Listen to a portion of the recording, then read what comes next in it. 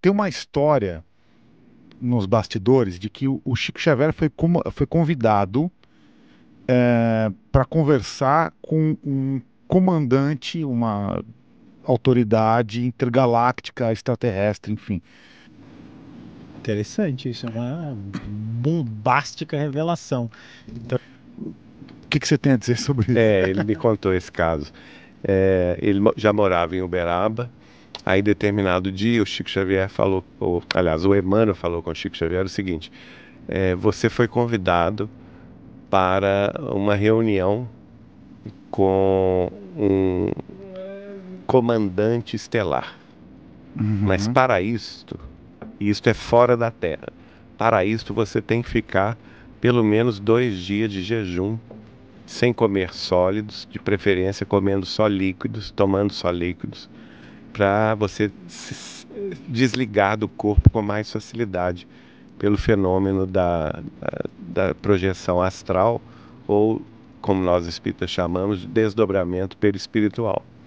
Então o Chico ficou muito curioso, né, com o que se sucederia a partir daí, e na noite aprazada o Emmanuel tirou-o do corpo e foi levando até o planeta Saturno. Foi a visita que ele fez ao planeta Saturno.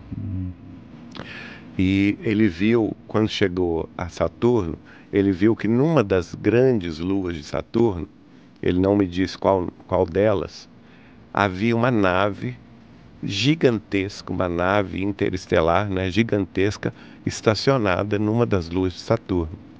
E era para essa nave que ele estava se dirigindo. O Emmanuel estava levando o Chico para essa nave. E ele perguntou a Emmanuel: o que que eu vou fazer lá? Se você vai conversar com o comandante estelar. Isso aí, o que que eu vou falar? Você pode perguntar o que você quiser. E ele vai responder. Mas como que nós vamos conversar? Eu vou conversar com... Ele entende português? Porque eu sei falar o português. Aí o Emmanuel falou com ele: não se incomode com isso, porque vocês não vão trocar palavras. Vocês vão trocar pensamentos. O que você pensar, né, ele vai entender perfeitamente e vai te responder. E você vai entender a resposta dele através da linguagem do pensamento. E daí então, o Chico me disse que quando chegaram na nave, né, ele falou assim, ela era uma nave tão grande que eu vou dizer que era uma nave mãe, porque ela era tão grande que ela rivalizava em tamanho com a própria Lua de Saturno, de Nossa. tão grande que ela era. E aí, quando ele entrou, o Emmanuel foi entrando sempre na frente, ele viu várias pequenas naves e naves médias estacionadas dentro dessa nave mãe. Aí o Emmanuel levou para a torre de comando, onde ele se encontrou finalmente com esse comandante. E aí eu perguntei: qual que foi essa conversa, Chico? E ele falou assim: olha, eu inicialmente perguntei quem ele era, ele me disse, e a partir daí a conversa se desenrolou no seguinte sentido: eu perguntei a ele qual que era a função dele, o que que ele estava fazendo ali. E ele me explicou que aquela nave mãe era uma nave interestelar de defesa dos limites do sistema solar contra invasões de civilizações predatórias. E que eles estavam estrategicamente posicionados em Saturno, porque de lá aquelas naves menores, né, e as naves médias poderiam alcançar qualquer parte do sistema solar em questão de segundos, né, a partir daí.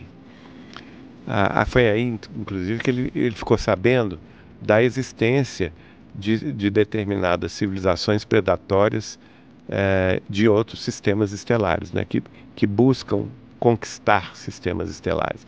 E era curioso, porque nessa época a gente gostava muito de ver com Chico Xavier aquela série Star Trek, que é o Jornada nas Estrelas, né?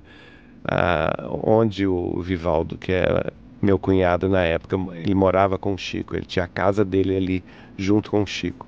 Na sala da casa dele tinha uma televisão grande com videocassete. E o Chico me pedia para trazer de Belo Horizonte o videocassete do Jornada nas Estrelas. E várias vezes eu via com o Chico aqueles episódios, né, do Jornada nas Estrelas. E ele falava assim: olha, Geraldinho, você pensa que isso é invenção? Não é, não. Tudo isso que tem aí existe aí no universo. Existem esses impérios estelares, existem essas disputas territoriais, essas diferenças, porque na série você tem seres humanoides e tem seres de formas completamente distintas dos terráqueos, né? As mais variadas possíveis. E o Chico falou comigo, existe tudo isso que é assim mesmo. Você tem planetas cuja humanidade está muito longe da nossa concepção, né? Em matéria de forma, em matéria de associação, de projeto, de civilização, muito distinto do que nós podemos compreender, né? E aí, continuando a conversa lá de Saturno, ele disse que perguntou, por final, o seguinte, ao comandante se ele estava subordinado à autoridade de Jesus Cristo. E o comandante respondeu que não, que embora ele respondesse também pela proteção da Terra, e que neste caso ele trabalhava em uníssono, em sintonia com Jesus, ele estava submetido à orientação maior do Cristo do sistema solar inteiro, que por sua vez era superior a Jesus. E por isso que ele deu a entender ao Chico que a posição dele era superior. Superior a Jesus. A Jesus. Interessante, isso é uma bombástica revelação. Então, esses seres se diziam superiores a Jesus. Eu repeti 3 vezes porque é um negócio doido. Eles trabalham dentro da hierarquia do Cristo do sistema solar, que é o comandante do sistema solar, enquanto Jesus é o comandante da Terra. Entendeu? Estamos falando de duas coisas distintas. É uma hierarquia. Uma hierarquia. É. Cristo que nós conhecemos como Jesus de Nazaré é o comandante da Terra. Da Terra. Ele não interfere, por exemplo, em Marte, em Saturno, em Urano, em Netuno, não é? E eles seguiam a esse outro... Que é uma entidade, vamos dizer assim, super angélica. Na denominação católica é mais interessante porque você tem o anjo, né? Jesus seria um anjo. Na concepção espírita, Jesus é um ser angélico. Então ele seria um anjo. Mas veja que no catolicismo você tem o arcanjo, que é o arquianjo, quer dizer, que está acima do anjo, que poderia ser, por exemplo, o Cristo do sistema solar, né?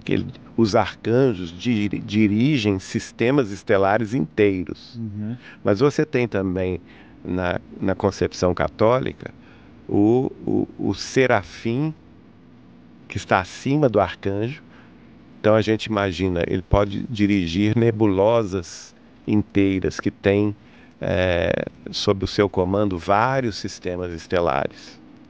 E você tem o querubim, que está acima do serafim, que pode ser, por exemplo, o Cristo de uma galáxia inteira. Muito bom.